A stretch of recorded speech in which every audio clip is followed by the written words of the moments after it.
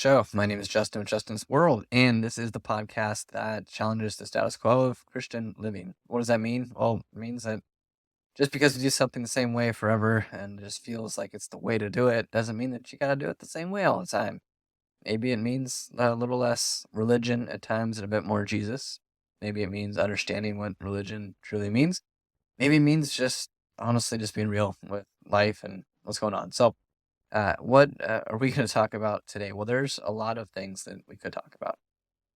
There's a lot of things we could talk about. I could sit here and I could react to any and pretty much name the news article or the channel or the controversy, whatever you want. We could sit here, we could talk about all sorts of what's going on in the world right now. And I think there's a time and a place for that. And I am happy to talk about that. I'm happy to talk about and we'll talk about the election. And we'll talk about how do you, as a Christian, navigate this time? How do you look at who to vote for, and what does that make sense? Why am I going to talk about that? Well, because it's relevant, but it's also helpful.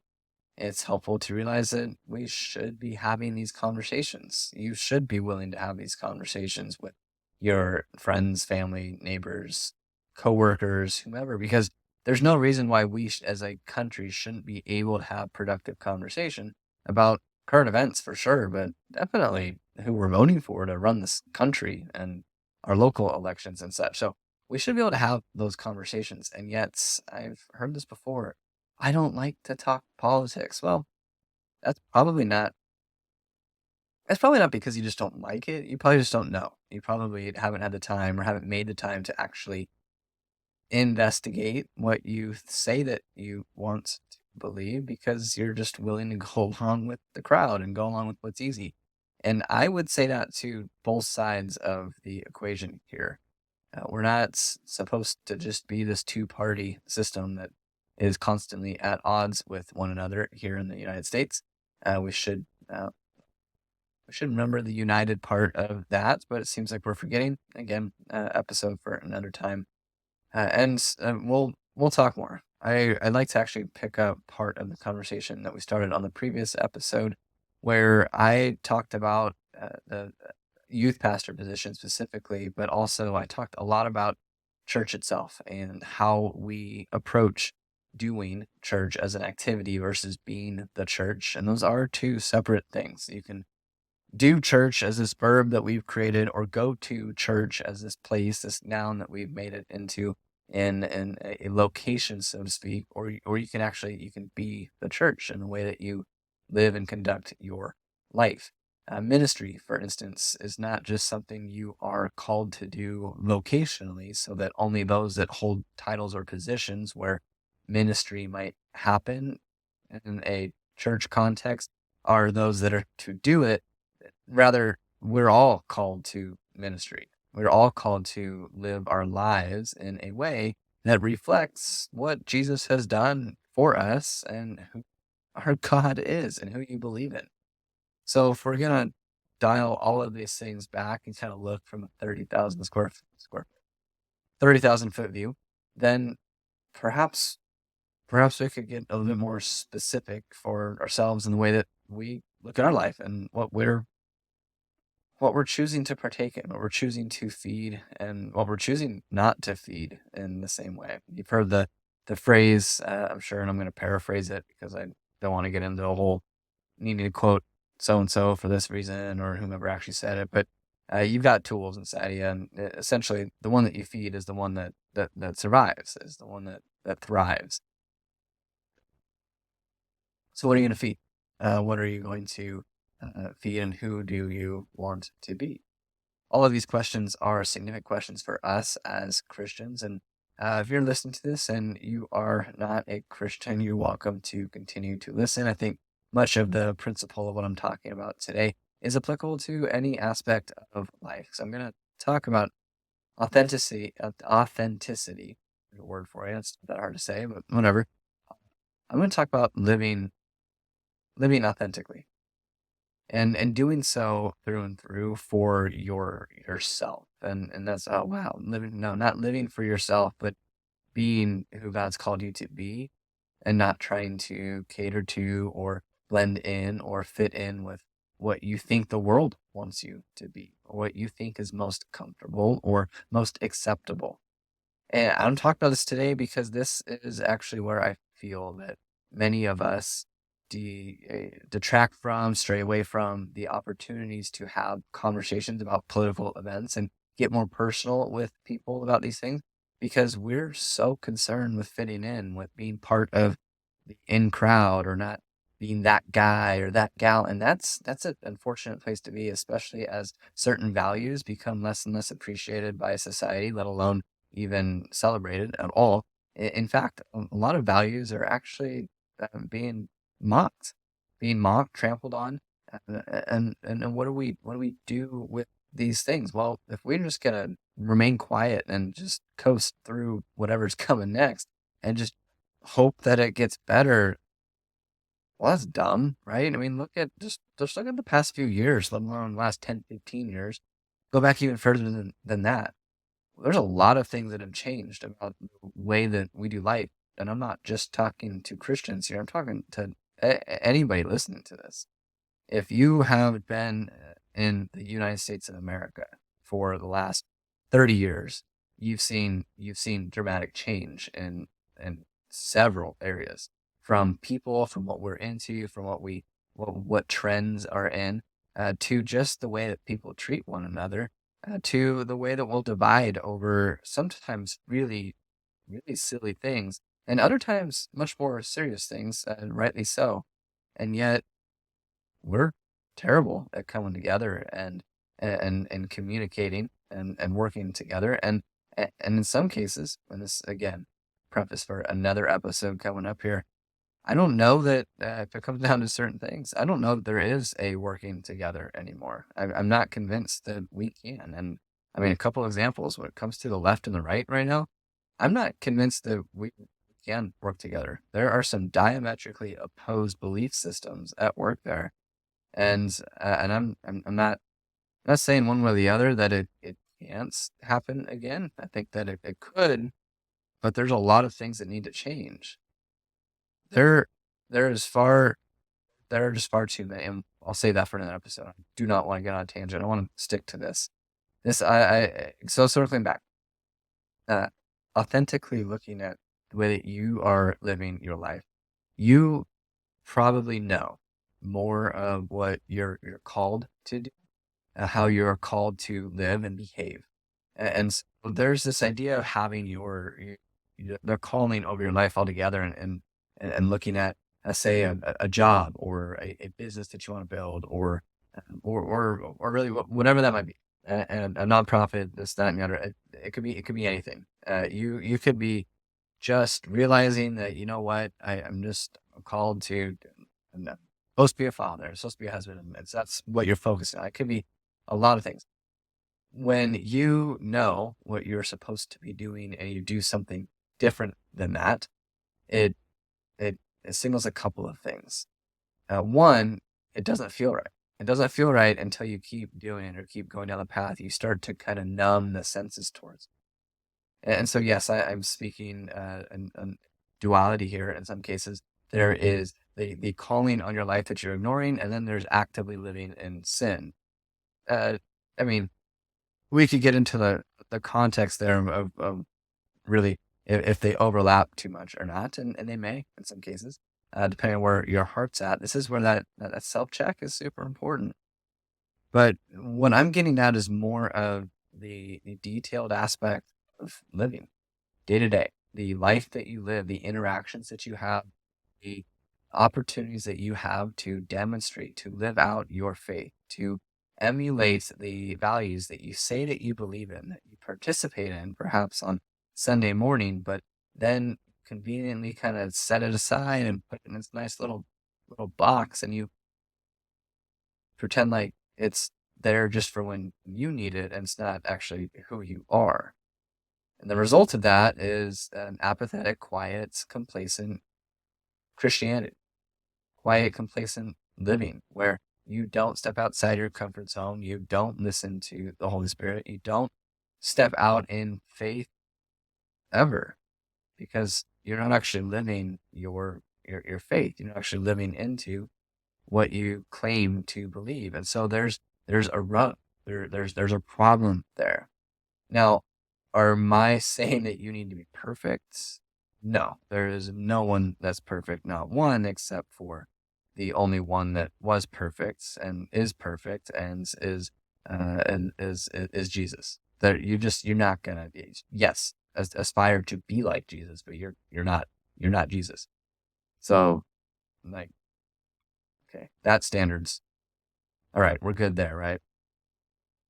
But then there's these things as you are growing in your faith that kind of start to come up, and you kind of start to go, maybe I shouldn't listen to that music as much or at all. And maybe I shouldn't be watching this movie, but it's a good movie, but maybe I shouldn't be. Maybe I shouldn't be spending this much time on my cell phone or playing these games, or maybe I shouldn't be having those kind of conversations anymore or telling those jokes. And there's these convictions that work their way into the way that you are conducting your life. Or maybe I shouldn't be thinking that way about that person. Maybe I should be thinking about them differently, or trying a different approach to this relationship, or whatever it may be. And I could list a variety of things right now. I could list so many things, like that, from the simple as, oh, I should rake my neighbor's leaves. It wouldn't take me that long to.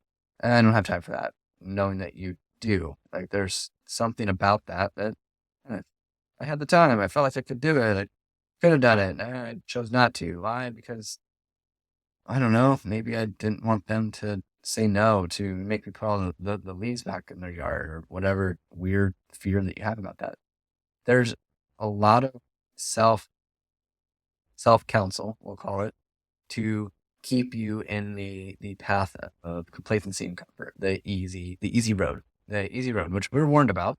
Not taking the easy road, the wide, easy, seemingly fresh pavement road every day, just the easy path. We're warned not to go that way, and yet, which way is the most tempting? Obviously, the path of least resistance, the easy road. Why would I want to make my life harder? Well, is it about making life harder, or is it about just living a different way? It's about living a different way. It's not necessarily blanket harder life. I don't think that following Jesus and living in this idea that it's so hard, or it makes my life so much harder, is the right way to look at this at all. In fact, it is the most freeing way to live. And yet we'll act like it's this stringent, holding me back sort of lifestyle. And that is something that is not actively perhaps demonstrated, uh, audibly perhaps, in the church. You may be thinking about people that you're just like, yeah, I wouldn't really know that you're a Christian if you didn't tell me, or if I didn't see you here on Sunday, maybe. And then there's the old question: are you? Do you know what it means to be a follower of Christ, a little Christ, a Christian? Do you know what that actually means? Do you spend time with the Lord? What are your disciplines? What does that look like? What does your life look like? What about your life and the way that you live your life says, I'm with him? What is it that what is it? Is it the sticker on your car as you're cutting people off, or is it the way that you genuinely live your life? Because knowing that you're not going to get it all right, you're not going to be perfect. That's part of what I'm getting at with this living authentically, as as who God's called you to be, not who the world wants you to be. No, who does the world want you to be? Well, let's talk about that for a minute. I don't think we need to talk about this very long. You just got to kind of stop and go, oh, okay, so if living my life for Christ meant actually living my life for Christ, talking to people, and serving, and putting other people first, and not just living a good life, as far as good goes. And then you got to, what's your moral standard for good? Well, mine is biblically. That's where I'm going to go. But not everybody goes there, right? That's all. Oh, apologetics. There's a rabbit trail for us that we'll definitely get. But when we look at life and you go, okay, I want to do well. A lot of people want to do right by other people, and we can get into the semantics of why they want to do that all day long, whether or not they know Jesus or not. So we can totally get into into those details. What I'm just calling to light here is that your life and the way that you live is going to show what you believe in. It is. And the question that we gotta be willing to ask ourselves is, do the people that know me the best as far as time? Do the people that spend the most time with me? Do my coworkers, do they know that I am with Jesus because of the way that I live and conduct myself? Is there something different about me? Do people comment on the fact that, you're different, or yeah, you're different. Your life, what's different about you? Do they ask those questions, or do you just blend in with everybody else? When there's gossip in the kitchen, do you jump right in? Are you part of it? Do you stand out? Do you separate yourself from the thing that we shouldn't necessarily partake in or talk about? Like, what is it about your life? What is it about what you're sharing about your life that says, yeah, I'm with Jesus?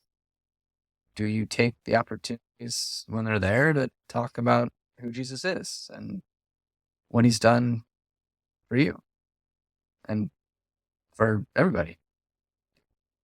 Do you or not? The longer that you choose not to live faith, the harder it is, or harder it seems, to actually live your faith. It's much like any habit. It's much like any discipline. We can talk about getting up early in the morning. And by early, I'm going to say half hour earlier than you currently do, if you don't get up early, and spend some time with the Lord and prayer and meditating over His Word, whatever that morning looks like for you, that morning routine.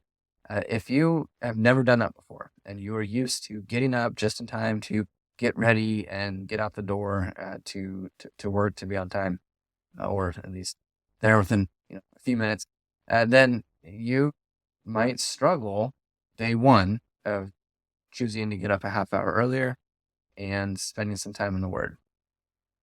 You may choose to struggle.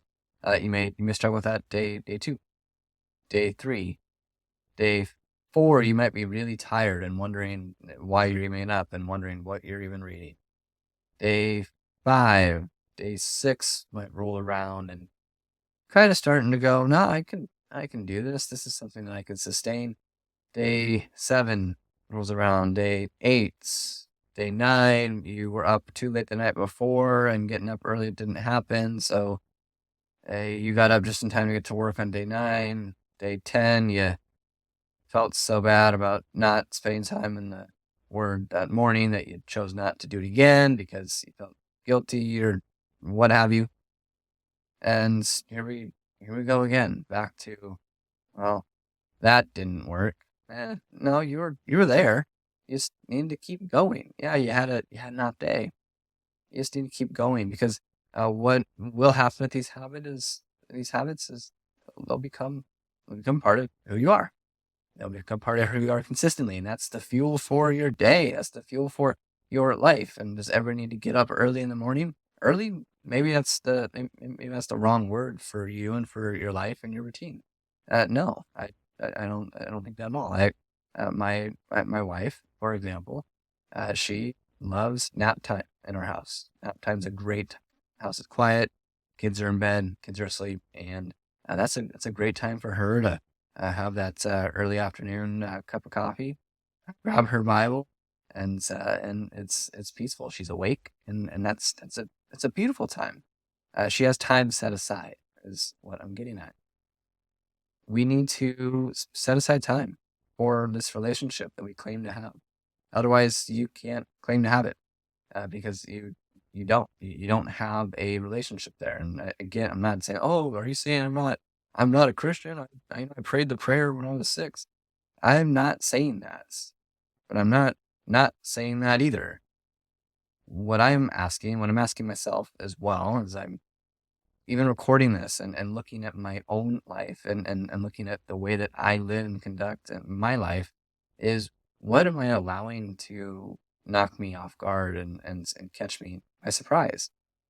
I I've been talking recently, and I mentioned it here on this podcast, not this episode, but past episode, and with some friends and with some brothers who hold me accountable and who encourage me to be just be who God's called me to be.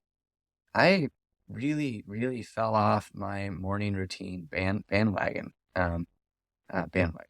I I would tell anybody. I love the early morning. I like going running early in the morning. I like I like sipping on my cup of coffee early in the morning. I like reading early in the morning. I love the quiet and still of the morning. I do. It is one of my favorite times of day. If I had to pick, other than other than any time I get to play with my kiddos, I suppose, just in case they listen to this at one point. My favorite time, because it sets the tone for my day, is the morning. It is how I wake up. It is what I do when I wake up, and it end of May, early June, probably 2024. We're talking. So whenever you're listening to this episode, it could be it could be 2030. I don't know. You could be listening or watching. You could be you may not be at this point. Everybody who started this episode may be so annoyed with hearing about this, and they've signed off, and that's okay. We're landing this ship here soon, and we'll close out, and I'll catch you on the next one, and it'll be all good. But yeah, it's early June 2024. I got really wrapped up in current events and in media, social media, not specifically, but in those darn YouTube short videos and algorithms that they have where, wow, you like that one? We're going to show you this next one. And then it just, the bunny trails of, and to the point that my morning routine started to get consumed by it. I was reading a Bible plan that I had in my phone, and I would look that morning usually, and I was getting so distracted by other apps and other links and other things that my morning routine altogether, and I'll tell you, before I deviated, we'll say, I would get up, I would look and see what I'm reading for the day, and that's my phone would stay there, it'd stay on the charger on the counter in my kitchen, and I would go down to where my chair was, and I grabbed my Bible and I got water and my coffee, and there's no distractions. It's just quiet. And then my phone started to go with me to this sacred place. And then my phone started to be in my hand a little bit longer in this sacred place. And I would check and see what I'm supposed to be reading. And then I would hop to, I wonder what, and I'd check on this and I would check on that. And before I knew it, my morning routine became something that I did not like anymore because I was spending more time on my phone than, than, than even, I was spending more time on my phone than I think even than thinking. Like, and I say that tongue in cheek, candidly. Like, I literally, there were some mornings, 45 minutes would go by and I was still looking at my phone. I'd gotten up extra early to look at my phone. Like I was, and then it clicked in my head. I'm like, you are more tired than you needed so that you could stream YouTube for 45 minutes. And now you got to go work out and get ready. But now you don't even want to work out because you just sat on your rear end and just zoned out for 45 minutes. That's lame. And the problem was this became habitual. It, and it totally rocked me. And from a humbling perspective, sure. From a reality check perspective, yeah, I've got several episodes warning listeners from personal experience, but also just a warning. Like you gotta watch out for these things. And here's me, totally caught off guard. It was oh yeah, it's lame. And so now, having learned that and recognized that, I've shared that with, well, now I've shared that with everybody that's listening, but I've shared that with a few people that are close to me in my life because I once, one, when they ask me, hey, what are you studying? What are you reading? What are you meditating on? What's going on? I want to be able to share from what I literally read that morning, right? I want it to be relevant and recent. I don't want to be like, oh, a couple of weeks ago I was reading a chapter in what's that book? Corinthians. Yeah, First Corinthians. Yeah, it's I don't want to I don't want that. I want to be fed. I want to be satisfied and satisfied in my Lord and Savior, not in the world, not in content, not in distractions. And so I've shared that to garner some accountability. And I've shared that here. Now I'm going to look like a total donkey if I'm recording this same episode a year from now going, hey, guess what happened? And look what I did. Then you'll know that I'm more human than human can be. And the reality is I'm not so arrogant to think that I won't up and this. I don't think so. I genuinely enjoy these mornings. I get up earlier on the weekends. I don't on non-typical work days. I still get up. I enjoy that peace and quiet. And yet, that was something that was stripped from me by my own choices, by my own decisions, by my own lack of discipline, and what that created in my heart for too long is just absolute stagnation. And if you ever wondered what absolutely stinks, it's stagnant water.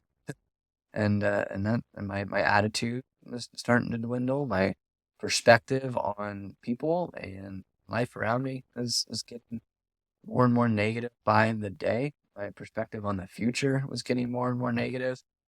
I would say be grateful that I wasn't recording as much as I was earlier in this year over this season, because it probably would not have been very optimistic, we'll say. Probably wouldn't have felt encouraged and uplifted. And on that vein, I hope that by me sharing and kind of walking through some of this, that you do feel encouraged and uplifted. If you are one of those people that you just don't feel like you got it in you to find a little bit of discipline to make Jesus a priority in your life, I would encourage you to reconsider that. Your entire life will look differently if Jesus is a priority in your life. It will look different. You'll sound different. You'll think different. You'll respond differently to trials and tribulations and challenges. You will. You will be a different person. You will. Yeah, I think you'll enjoy it. I do. I also think that you're gonna face temptation. You're gonna face stumbling blocks. You're gonna face trials, and getting to a place where you could say that you look forward to your time with the Lord, that you prioritize it.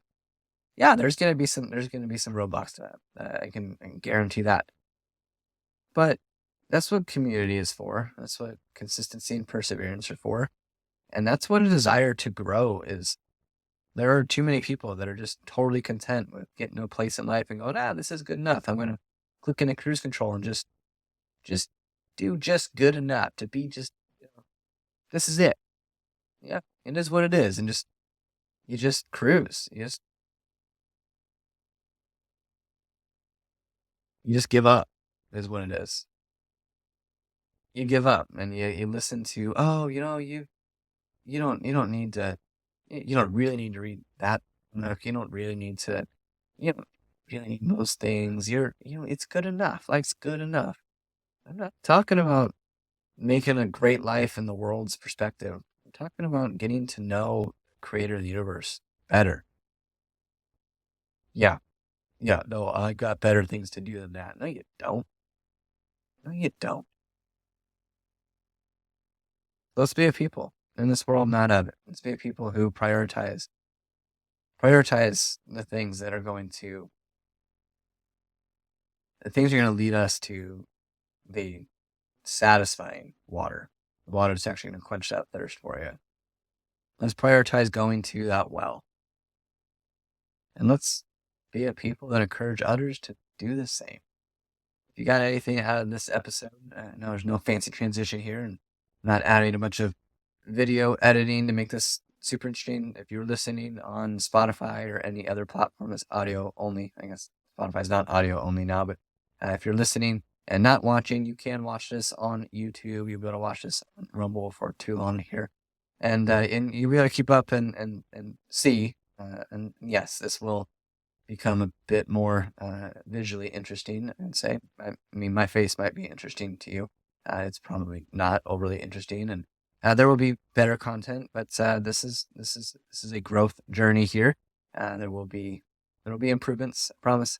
In the future, there are plans. There are some enhancements that will come. But in the meantime, if you are listening, you're welcome to watch and to see.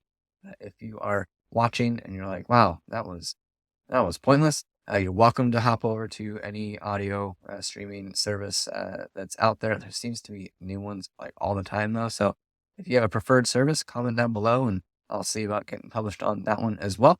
And with that, I will catch you on the next episode. You're welcome to click the link down below as well, connect to the show. It's going to take you over to the several different links. You can join the Patreon group there, and it is complimentary. You do not need to pay for a subscription for anything as of yet. In the future, there will be content that will be precluded from the mass audience and set aside for the community that's growing over there, which is cool. But as of now, it's just open. We're growing. We got some plans, and this is something that there's definitely a future for. And thank you to those of you that are listening and have listened and share the show. I appreciate that so much. I hope that this message is encouraging, that it's different enough that it doesn't feel like you're just hearing the same things over and over and over from the world around you that seem to resound like crazy and echo off of every wall that you could ever be in, especially in a time like this where we got election season and plenty of mudslinging to go around for everybody. And I just hope that this has been a value add for you today. And if it has, please feel free to share it. Give us a review on whatever platform you are listening to. And again, love to connect with you. Check out that link below. Shoot us an email. Let's connect.